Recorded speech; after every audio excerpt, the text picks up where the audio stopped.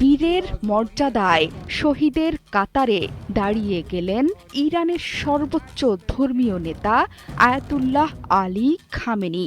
মৃত্যুর আগ পর্যন্ত নতি স্বীকার করেননি পারস্য উপসাগরীয় দেশের মহানায়ক। খামেনির নেতৃত্বে বছরের পর বছর ধরে ইরান লড়ে আসছিল পশ্চিমা শক্তির সাথে। শেষ নিঃশ্বাস পর্যন্ত মাথা নত করেননি সর্বোচ্চ ধর্মীয় নেতা। তিনি চাইলে মার্কিন যুক্তরাষ্ট্রের অধীনে থেকে বহাল তবিয়তে বেঁচে থাকতে পারতেন, সেটা করেননি খামেনি। এর মাধ্যমে এটা স্পষ্ট যে খামেনি প্রাণ দিয়েছেন কিন্তু মান নয়। খামেনির মৃত্যুর প্রতিশোধ নিতে মরিয়া হয়ে উঠেছে তেহরান। ইরানে মার্কিন যুক্তরাষ্ট্র এবং ইসরায়েলের যৌথ আগ্রাসনের মুহূর্ত থেকে খামেনি কোথায় এ নিয়ে চারদিকে তৈরি হয়েছিল ধোঁয়াশা।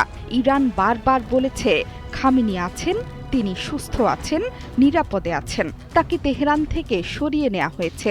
এরপর রাতে পশ্চিমা গণমাধ্যমগুলো জোর দিয়ে বলতে থাকে খামেনি ইসরায়েল যুক্তরাষ্ট্রের হামলায় নিহত হয়েছেন। কিন্তু তবুও আশা জিইয়ে রাখতে চেয়েছিল আপামর মুসলিম জনতা।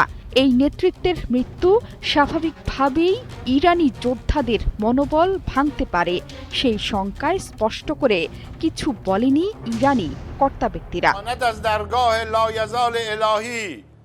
মার্কিন প্রেসিডেন্ট ডোনাল্ড ট্রাম্প যখন খামেনির মৃত্যুর কথা নিশ্চিত করেছেন তখন আর চুপ থাকতে পারেনি ইরান। ট্রাম্প বলেছেন যুক্তরাষ্ট্রের অত্যন্ত উন্নত ট্র্যাকিং সিস্টেম এবং ইসরায়েলি গোয়েন্দা তথ্যের সমন্বিত অভিযানে খামেনিকে লক্ষ্যবস্তু করা হয়।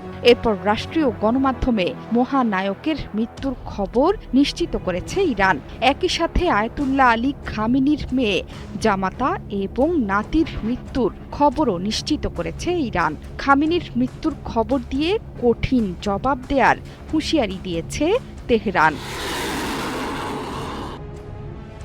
এদিকে ইসরায়েলি প্রধানমন্ত্রী বেনিয়ামিন নেতানিয়াহু দাবি করেছেন এই অভিযানে রেভলিউশনারি গার্ডের শীর্ষ কমান্ডার এবং পরমাণু কর্মসূচির কর্মকর্তারাও প্রাণ হারিয়েছেন। বার্তা সংস্থা রয়টার্স জানিয়েছে খামেনির মরদেহ শনাক্ত করা হয়েছে। হামলার প্রতিক্রিয়ায় মধ্যপ্রাচ্য জুড়ে মার্কিন ও ইসরায়েলি সামরিক ঘাঁটিতে ব্যাপক পাল্টা হামলা চালাচ্ছে ইরান। ইমাম খোমেনির মৃত্যুর পর ৩৭ বছর ধরে পারস্য উপসাগরীয় অঞ্চলে মুসলিম উম্মার নেতৃত্ব দিয়ে আসছেন আয়াতুল্লাহ আলী খামেনি। তার মৃত্যুর খবরে শোকের ছায়া নেমেছে পুরো মুসলিম বিশ্বে। জোহরা চৌধুরী সেতু,